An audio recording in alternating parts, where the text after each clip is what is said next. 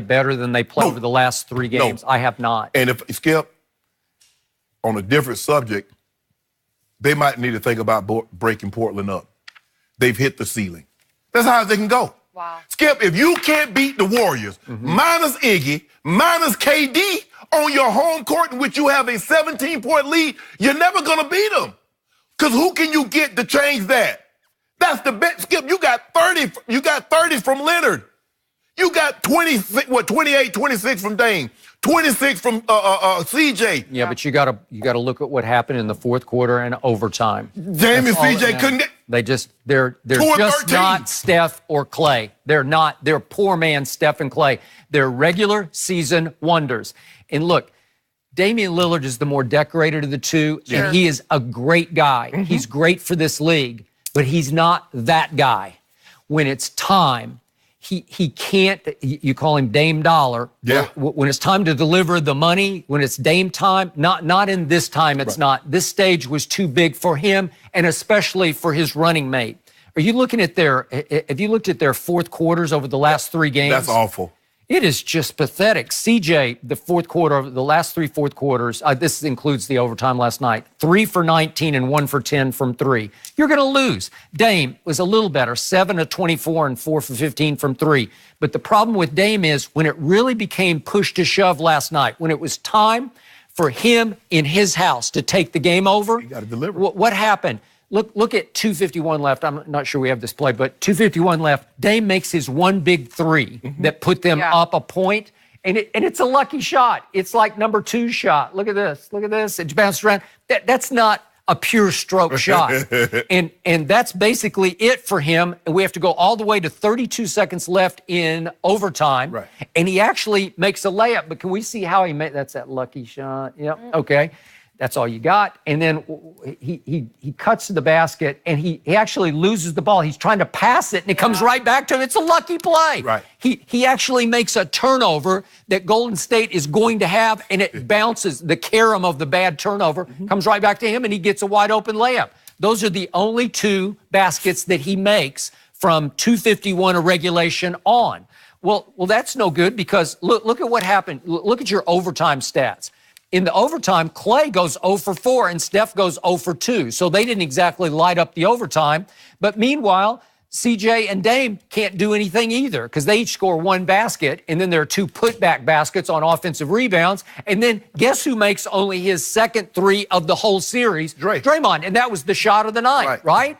But again, okay. But Skip, I'm looking at you. I mean, but if you're Portland and you get 30 from Myles Leonard, and 12 boards, don't you think if you have a 17-point lead late in the third, don't you think you got to win that one? Okay, you do. How about this? Do you realize that Golden State trailed?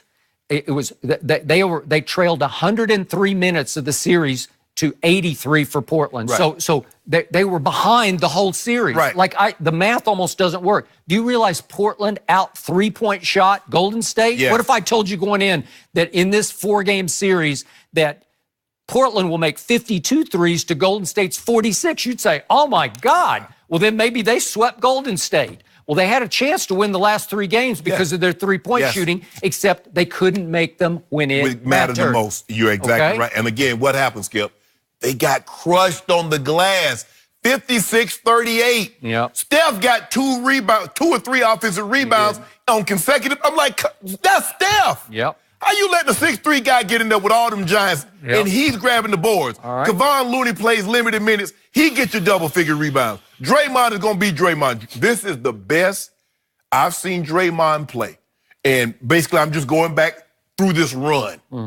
Draymond hadn't played any better than what he played in the last 6 games of this. Steph and Dre came to life because Kevin Durant was not there. So what happens if he starts game 1 against Milwaukee? You got to reconfigure, man. You got to recalibrate. Your whole RPM changes because you got to figure a way to kind of blend him back into the flow, and it might not be a flow anymore. Well, here's the biggest thing, Skip. How soon can he practice? If the calf is as bad as we think it is, he can't do any conditioning. So now he's not conditioned. He hasn't practiced. How do you just trot him out there? Okay, Kevin, let's go. How do you trot him out there when he's not in game, when he's not conditioned, and he hadn't had any practice time of you re-ingratiating him into the offense. I don't know. And the thing, you mentioned Steph and Dre, is that Draymond felt, because everybody said, you're going to be the reason why KD leave. So he had to, like, basically, KD clap, Draymond got to give him the ball. He has to concede because he doesn't want to be the reason, because everybody told him, if KD leave, it's going to be because of that incident. Steph Ben took a back seat. Because if I shoot too many, then he going to be upset. Because remember, that's the reason why he left there, because the other guy was shooting too much. I don't want to step on anybody's toes. Well, Clay was like, well, what about me? I got a defensive assignment. I need some shots also. Yep. So everybody was scared to step on KD's toes. Now nobody is scared to step on anybody's toes because they know the shots go Steph and Clay. And when you bring KD back, Skip, here's the thing. When you got just Steph and Clay, no KD, you got 2 guys and 3 guys are screeners. You think KD going to come from under the basket to the top of the key to set screen? He will not. He would do it. Can he? Yes. But that's not his game. Not like Kevon Looney does. And McKinney. And the Bogut. And Draymond. So that's the difference in their offense. It is. So remember what we talked about yesterday. Seth Curry had said 2 days ago what we keep saying, at least I've said it a number of times on the show, that, hey, they're not better without Kevin Durant, but they're harder to guard. He's talking about the 2 guards on the perimeter. They're just harder to stop because they're picking like crazy and screening like crazy. And what did Kevin Durant do? How did he respond on social media? Hell no, he said. They're not harder to guard, because he's saying, I'm harder to guard. Remember me, I'm Kevin Durant. Yeah, you are, but not them. The team is different. I guarantee you, when KD is not in the ball game, Steph Curry probably runs an extra mile. That's true. You know what? He amazed me last night. He didn't even sweat. No. Do you know how many miles he ran last night? How hard he played the whole night? I've never seen anything like this dude. This dude would be at the top of the key, he'd be in the corner, and the next thing you know, he appears. I'm like, how did he get over there? No one has ever worked harder. I know Reggie's in the ballpark in this, but no one has ever worked harder to get shots than this guy does. He tried to pull a James Harden. He almost got away with it, Skip. He tried to pull a James Harden at the end. He should have just shot a 2. I don't know why. The 2 was wide open. And by the way, Myers Leonard just hacks him when he goes up for the shot, and they didn't call it. So it effectively should have ended right there with 2 free throws. But he goes and he gets his own, like you said. He's still fighting harder for the ball than Portland is. And he turns, and he's got a wide open 2, but he has to try to do a step back. You know, James, step back. He hit the J. He's like, well, hold on. I see Harden do this all the time. I know. And y'all never call it on him. But little brother was right there to say, He was I loved it. He was like, you're not getting away with that. This is unbelievable.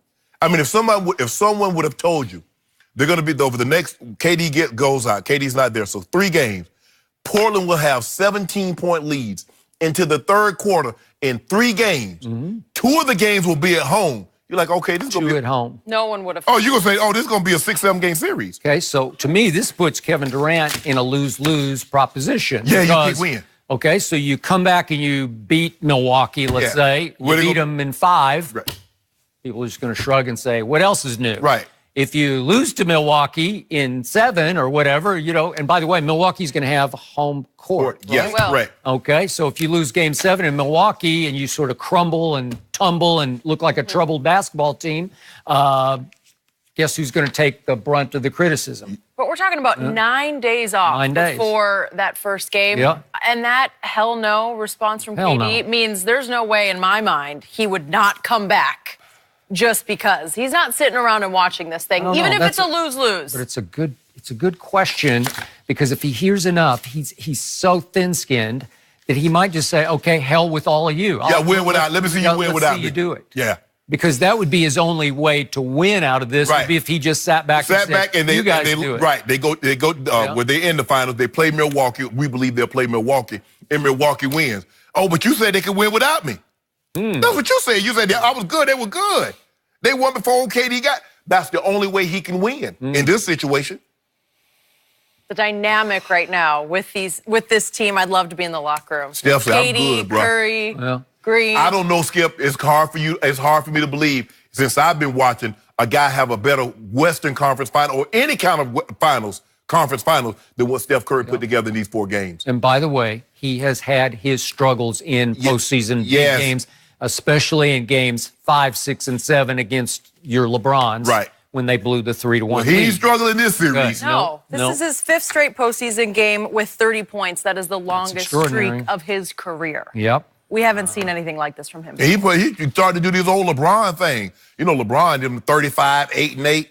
LeBron got a bunch of those. Just found a way to bring him up. But this is 6 feet 3 inches tall. They ain't got nothing to do with that. Yeah, it does. He a basketball player. He got MVP. Oh, okay. They don't reward trophies on height.